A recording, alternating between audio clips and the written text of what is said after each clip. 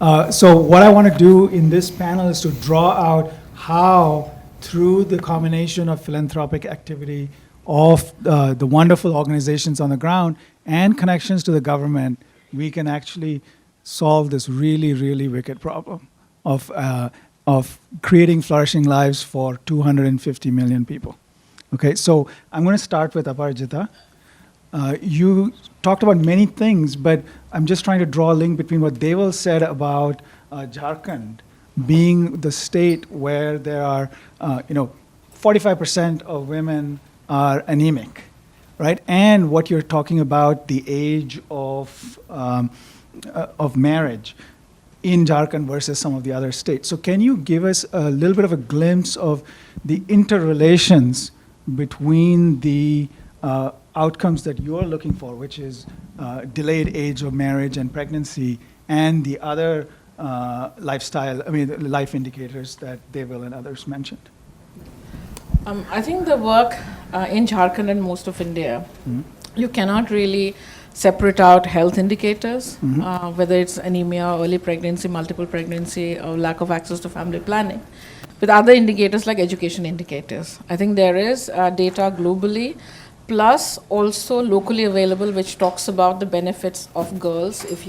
The benefits if a girl finishes 12 years of education, versus someone who's dropped out of school after middle school when she's 14 and then gets into this vicious cycle of early marriage, early pregnancy, multiple pregnancies.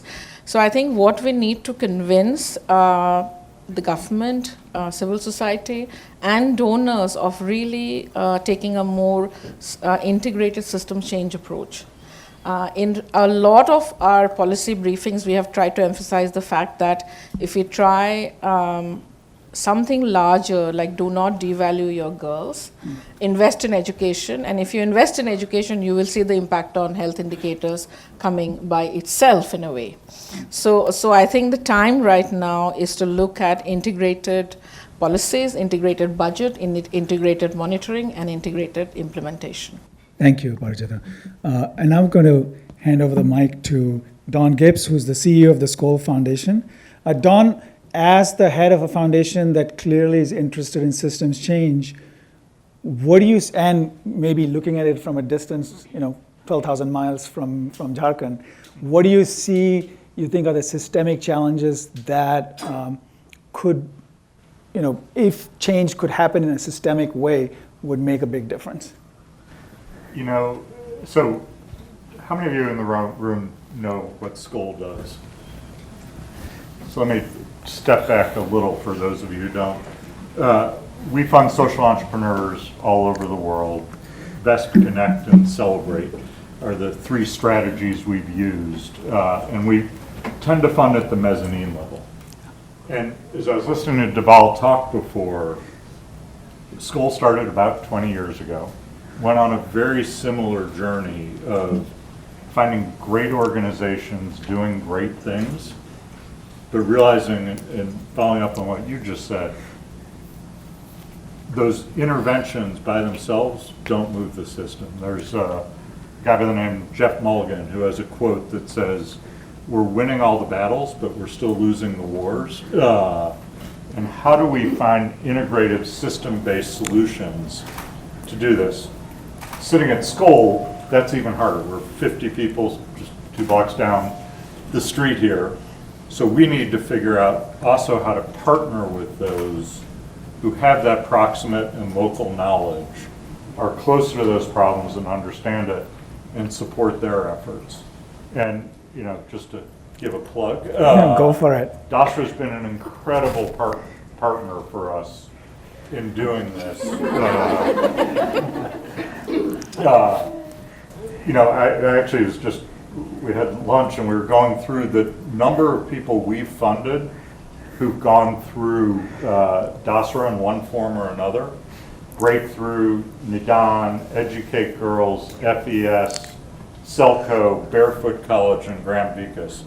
That's almost, we've only funded 111 people, so that's a pretty long list all around the world. And it's only the beginning of what I think we need to do with organizations like Dasra to work in concert, to trust their local knowledge and understanding, and to find these great partners who we wouldn't otherwise find. And then there are a couple other themes that came up. My background is actually in government business and in the private sector. I mean, government business and the nonprofit. And I believe that to solve these wicked problems, we can't ignore any of those sectors, and taking that systems-based view of how do you drive that change is central to moving the needle forward on these. Thank you, Don. So I want to invite Neera to say a few words. I mean, so this is, Neera, I know that Jharkhand has been a place where you have tried to create an entire system for change for adolescent girls in particular, perhaps all adolescents. So can you give us a little bit of information of how Dasra sees the systemic challenges in Jharkhand and maybe more broadly? Aprijita should probably answer that very specific question in terms of what are those problems, because it's folks like C3 and CINI. So we've selected a few organizations actually to move the needle in Jharkhand. I think for us, first of all, I feel like the systems change now has just become this new thing that is going to solve all the problems. And I feel like everybody now has labeled themselves as system change funders or systems change leaders. And I think just thinking through what does that exactly mean, I think is important for us to maybe chat a bit about. Because it's become a fad, and it's almost like, well, if it's systems change, then it'll just kind of solve the problem. And I think there's another misunderstanding, which is if you're working with a government, that's also become now systems change. So for us, specifically around the Adolescents Collaborative, which it's only in retrospect, I don't think by design we were designing it as a systems change collaborative. I think after the fact, after we started hearing what people are calling systems change, it occurred to us like, oh, I think we might be doing something called systems change. So it was an afterthought, to be very honest, but I think there's a couple of kernels, and I'm not an expert in systems change, but that I hear might be relevant for us to think about. And I think at the highest level, what has been very helpful for the collaborative is to have an aligned aspiration. Just placing the outcomes that Aprijita talked about at the very highest level, I think allows for nonprofits, government, private sector, and individuals to actually engage. And no one's going to argue that a girl shouldn't be getting pregnant, not married, should stay in school and have agency.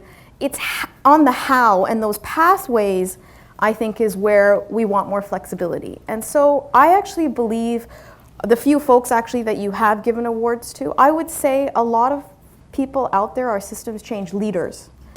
And it's when they place that aligned aspiration above their individual organization and they're willing to make compromises to engage with the system. And I actually believe those kinds of leaders exist, and those are the leaders in retrospect that Dasra has often taken a bet on. The biggest challenge for these systems change leaders, frankly, is there isn't the kind of funding that allows for them to play with that approach. So money on the funding side has been labeled, right? I'm an education funder, I fund health, or I fund livelihood. And so when those pathways are so restricted, you restrict that systems change approach. So what we tried to do, because we didn't have any money ourselves, is inserted ourselves and said, let us pool that funding, and can we be the gatekeeper and provide organizations the flexibility, therefore, to have that systems change approach. Now, when you do that, you'd be surprised, and maybe Aprijita can speak to this, organizations don't know how to actually deal with that kind of flexibility either. And so you hold organizations accountable on outcomes, right? And now there's this whole movement around impact bonds. And so you're holding organizations accountable on outcome, but they're not actually trained and capacity built to move that way. So the way we fund cannot be about inputs, outputs, outcomes in that linear kind of way. And my whole long rant is about it actually needs to be more of a systems thinking approach to it. Wait, you started by saying it's hyped. Ding! I mean, I have to say, in the global trajectory of buzzwords, systems change is going strong, but it still needs to catch up to design thinking, and which in turn is I think, behind AI as a, as a buzzword. So maybe we should be doing design thinking for AI-driven system change. Isn't that what Socrates is? No, please.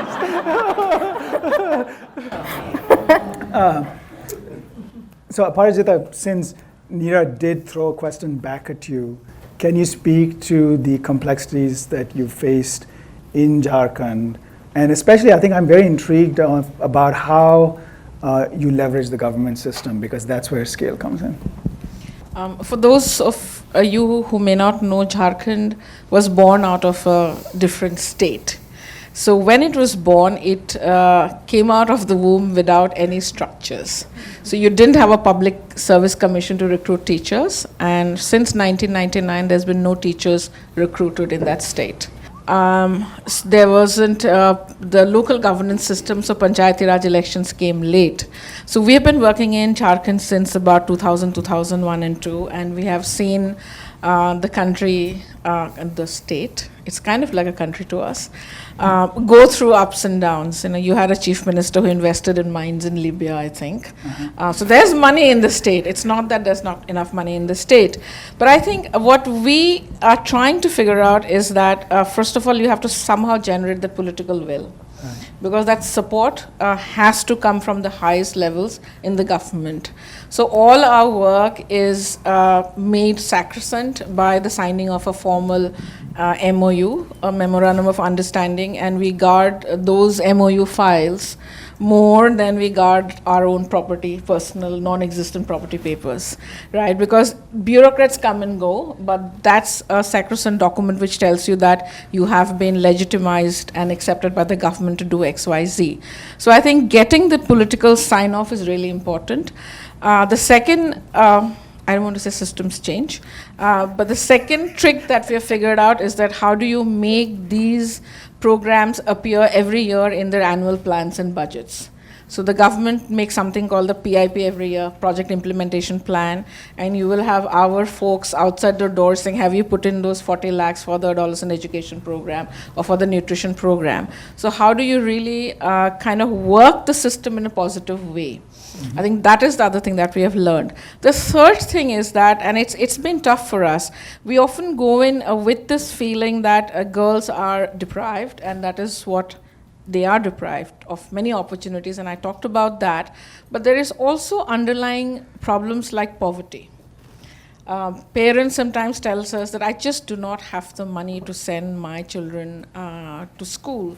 And Jharkhand is a state where there is a lot of corruption, so the money around schemes do not filter down. So there is also this whole feeling of helplessness that how can we as non-profits or as Dasra Adolescent Collaborative Partners, what can we do when there are systemic problems which are so big? So primarily, I think what we have figured out again to do is to move the system from inside, try and make it ensure that the programs that you're really pursuing show up in their annual plans, and there is political support and buy-in from the highest level. Does that answer your question? Yes. In a very long-winded way. Yes, thank you. I want to, again, do a little bit of a commercial for Dasra, but with Dawn. I like doing commercials. If you're a donor, I mean, systems change seems very, very complex, which it is, and you may have a hard time figuring out where to plug yourself in.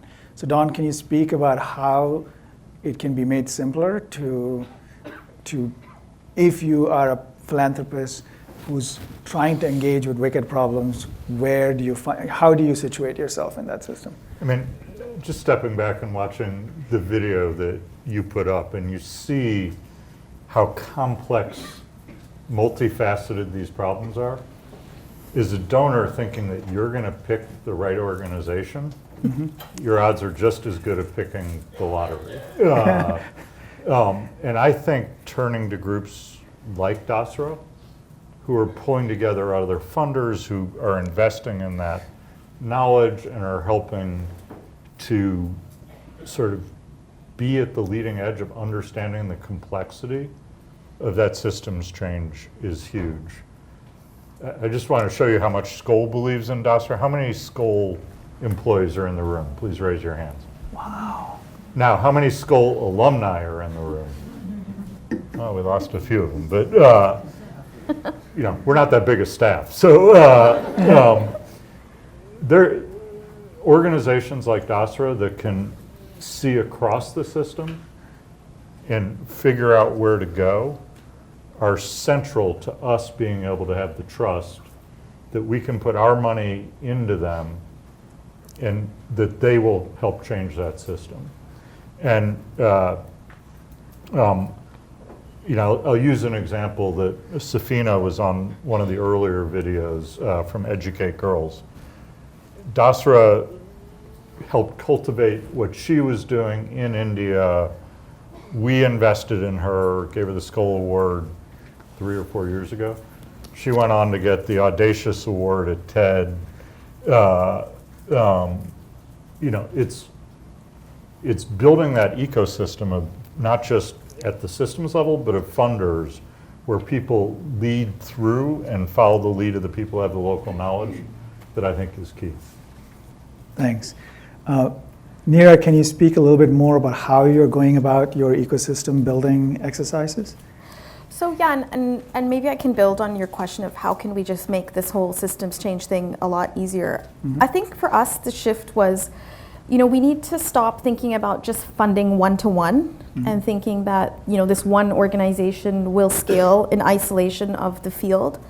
So I think something we've recognized is even if you fund one organization, just gaining a deeper understanding and perspective on what is that field. So starting to think about what's needed to move the needle on some specific outcomes, then that field approach itself, I think, can begin some of that pattern or some of that aggregate view. So not funding one organization, but maybe moving then to a portfolio within a particular field, let's say.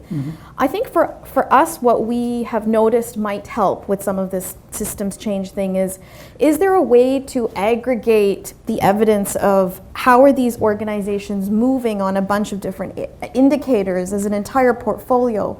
I think requires a different approach, whether it's the kinds of systems that these organizations have. And so linking from a disaggregated to an aggregated view, we need more dashboards in a very practical way. So for the Adolescents Collaborative, one of the hardest things we're finding is how do you feed all of that data to get an aggregate view to say now this is where we're moving the needle in Jharkhand. You needed to have done a baseline, you needed to have this entire capacity built of these organizations to then feed into a dashboard to then feed into the government. So there's a bunch of different places that you can decide to play. As a funder, as an organization, but there needs to be a lot more visuals, a lot more landscaping to kind of show folks and help folks understand what is that field. And to build that field approach, I think we need to collaborate. So DASRA doesn't do it ourselves, right? We actually bring other folks to begin to do that landscaping. And I think it's, just building on what Neera said, it's one of the things we're trying to think about at Skoll as part of the strategy refreshes. There's not a lot of funding that says, okay, we're going to pull together the various players to work in collaborative or to fund a backbone organization that's setting a common objective, that's helping organizations drive towards that change. So that's become going to be a new area of focus for us going forward, building on what Neera said. Thanks. Coming back to you, Parijita. So you're hearing about all these systems change, aggregating, but sometimes when you are the organization being aggregated, you rebel. You might feel like maybe today me, tomorrow someone else, right? So how do you engage with these issues of collaboration and potential competition as well? I think as a nonprofit, we've been serious about sticking to very focused outcomes, very focused target groups, and very focused geographies. And I think we have chosen to follow that particular path, then looking at trying to be something that we are not. So like I said, we said 10 years in 2 states. So we spent 10 years in Jharkhand and Bihar, learning the ropes, working there. And now we moved on to 2 more states for the next 10 years. So I think And so that's where we have situated ourselves. So when Dasra and DAC came into Jharkhand, we were extremely happy and we became part of the collaborative. So I think for us, the way we look at collaborative is anything that would help us get to the goal faster in that particular area. So it's not so much about, I don't think we are capable of forming collaboratives by ourselves, just so that we can go faster, but we are very happy to be part of any, not just collaborative, but even large government programs that will help us walk that path faster. So with that, I want to end the panel discussion. We have time for a couple of questions, so I welcome questions from the audience. Maybe someone can. So we are talking about adolescents and systems change. My name is Nalini Saligram. I run a non-profit called Arogya World that does chronic disease prevention, NCDs prevention in India. So the question is, did you guys think about NCD prevention in this age group? This age group is the age group that gets marketing, aggressive marketing from big food and big tobacco. This age group could benefit from systems change, even on the health and NCD prevention front. So I was just wondering, nobody today, all day, no one has said anything about NCDs, and I just had to put that NCDs on the map. Okay. But just curious, you know, it's a collaborative on adolescent health or adolescents, and I don't know, it just big picture. So to be very honest, there isn't a whole lot of NCD funding out there that's labeled as NCD.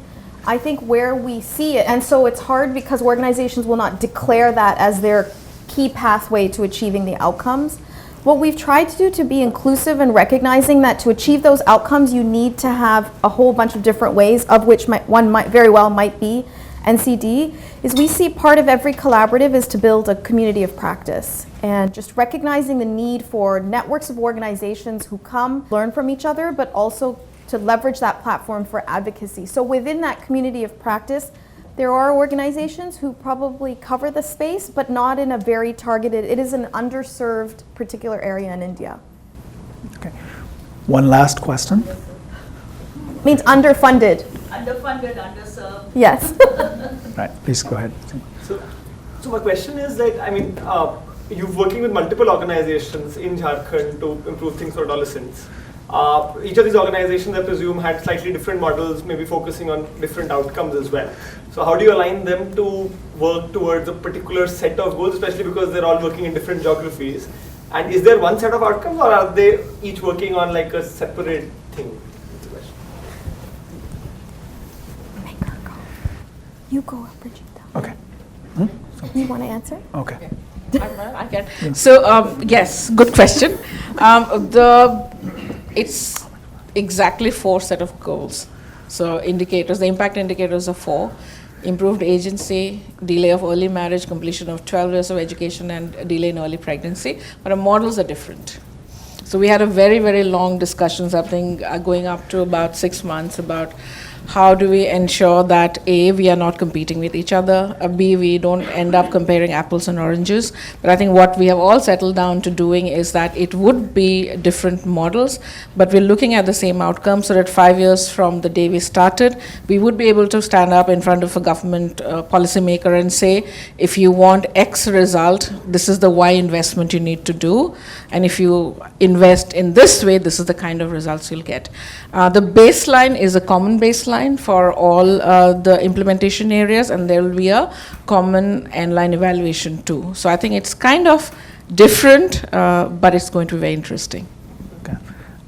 So I've been given the most precious gift of all, which is time. So we have time for a couple more questions. There are several over there, I think. Yeah, please. Hi, I'm Suhani. I actually have a question regarding somewhat, looking at outside of the systems change level, if we really look at behavior change. So looking at this from the other perspective of internally, so if this is a lot about supply side, what can we do? From the demand side, how can we get more adolescents to demand better change and care for themselves? How do you think organizations are able to, prepared to do that? And is there any support being provided in that space currently, and what the future for this looks like as well? the summary. So we actually had funding specifically that was brought into the collaborative from a funder, the Children Investment Fund, who was very clear on wanting to, and so were we, that how are we going to bring girls to the forefront of what we're building around the collaborative. It is far easier said than done. I think you'll see a video called Ab Meri Bari, which is like It's My Turn. And we worked with organizations to kind of work with girls to try to set the agenda. And I think that's emerging as an important piece of work that nonprofits are actually very good at in engaging with girls. And so bringing that voice and having that agency is part of what the collaborative is doing. In fact, through Ab Meri Bari, the #1 thing that girls are most interested in, wanted to see on the agenda, is menstrual hygiene. So that's extremely important to these girls. The other challenge we've seen is you build this agency and you help girls have voice, and what we didn't recognize was there's a backlash. And so as a community of practice, we've done quite a lot in documenting, once girls have agency, you have men, you have boys, you have community leaders, you have families who then begin to actually clamp down on the agency that they might be practicing. So you have to be very careful about how that gets built and how girls are protected in that. I'm sure Aparajita can probably speak better than me. Just to add that, at least I know about most of the collaborative partners. We've been working historically looking at a social accountability approach.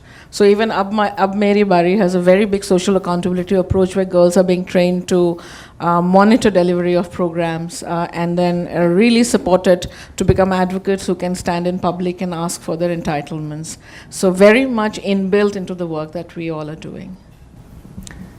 Please. Just building on, because I actually think as we think about systems change, if we want to use that term, tapping into the power of young people or the people in the system that we're working with, I think is essential. And if you look at what's happening in the climate movement in the US, or even the movement against guns in the US, young people are at the forefront in leading that change. And honestly, we the boomers, or okay boomers, get out of the way, are sort of slowing it down. So I think as we think about the broad toolkit of what it takes to do systems change, it's a really important piece of the equation. Yeah, please. Absolutely, and recently with our partners, we did a campaign called Youth Bowl, which means Young People Speak Up. So we spoke to 110,000 young people across the country, and they put their demands at the forefront. And I couldn't respond to you earlier about the question on NCD, and just last night they presented their demands to a group of parliamentarians, and having information to deal with substance misuse and de-addiction centers in every district was one of the asks that was put forward. So this is just another idea of, young people want to say, but they don't know where to say, and to whom, who's providing them platforms, right? So I think campaigns like Ab Meri Bari and Youth Bowl is doing that very important function of giving them not just a platform to speak, but also a solidarity platform. Wonderful. Can I have a question from this side of the room? Because I think so far it's just been... I know we've been pointing over here. I'm just going to randomly pick someone otherwise and ask them. Sure, but there is one over there. Go ahead. Well, I was very interested in your pushing back a little bit on this. The systems change is the new philanthropic fad, and I do think philanthropy in the U.S. tends to be very fad-driven. I'd be interested just to pick up on that. What's the danger of kind of having everything be focused on systems change? What might we lose in the process? What might the baby throw out with the bathwater of that? I think it was directed at you, but I'm happy. Yeah, to. please take. First of all, actual funding in the U.S., if you're trying to categorize it, and it's hard, and I could call my friends from Bridgespan to give me the exact numbers, but I think about 75% of philanthropic funding in the U.S. is not systems change. It's going to universities, art institutions. So I would argue we actually need to increase the amount going to some form of systems change, not decrease it, so that we're starting to address these harder problems. I think the challenge with throwing it all into systems change is we won't understand what's working or what's not, and it'll just become this big black box. And the promise of systems change is to have these stronger feedback loops, to have more flexibility, and I think that the learning part of that is really powerful for us. So my concern is everything gets lumped into it and we don't break it down enough to learn from it. And just to build on that, it's much harder to do evaluation on systems change. RCTs don't Right. necessarily work. It's a much more complex system, and I think as funders trying to think through what are the right milestones, how do you know if you're on track? That's a new area that I think a lot of us are trying to think through. So, yes, Taran, please go ahead. Thank you, Rajesh. Don, this question is for you and Skoll Foundation, and just one is, I know Skoll also does philanthropy capital, but also social impact capital, where dollars are recycled and brought back and recycled. How do you differentiate? How do you think where those, where social impact dollars need to be used? How do you identify the organizations in allocating that capital between philanthropic and social impact for the same goals, or are the goals different? And do you do so in India? So you must have been reading some of our strategy documents. So truthfully, Jeff Skoll, who created the Skoll Foundation, has three organizations, three main organizations. Participant Media, which has done films around narrative social change. The foundation, which has been largely philanthropic, and I'll come back to your question, but also Capricorn, which is our investment arm, that's been doing mission-aligned or impact investing, as many people call it, for over 20 years, largely in the climate and health space. And what Capricorn has done is invest in socially important businesses, but that had a market rate return. So, their hurdle is what's market rate. They invest our endowment at the foundation, but they also invest beyond that for other people and institutions. They've done a fabulous job. Things like Tesla were in their portfolio, so they've created a number of very powerful companies, particularly in the climate space. At the foundation, we've had a PRI portfolio, which is purposely not market-based return. It can't be under the legal definition of what we're doing. And I think as we go through our strategy, we're asking that very question you asked about, is we're getting approached more and more by entities that are for-profit businesses. How do we make sure that even if they really have an impact motive, they keep that impact motive going forward as new rounds of capital, et cetera, come in, and that the profit motive doesn't swamp the impact motive over time? That's a journey we're on right now as a foundation. But we're also looking at other ways to fund. There are many organizations that are nonprofits that have a for-profit or a revenue-generating part of their business, so we can fund that with the PRI. We can do loan instruments. So there's a whole portfolio of instruments that we're starting to explore, but we're pretty early on that journey. So I think we are coming to the close of this session. I do want to end it with a piece of homework. So if you think systems change is done, maybe start thinking of the next new buzzword so that we can all move to that one next. We've started using transformative social change. Oh, there you go. Jump on that one. TSS.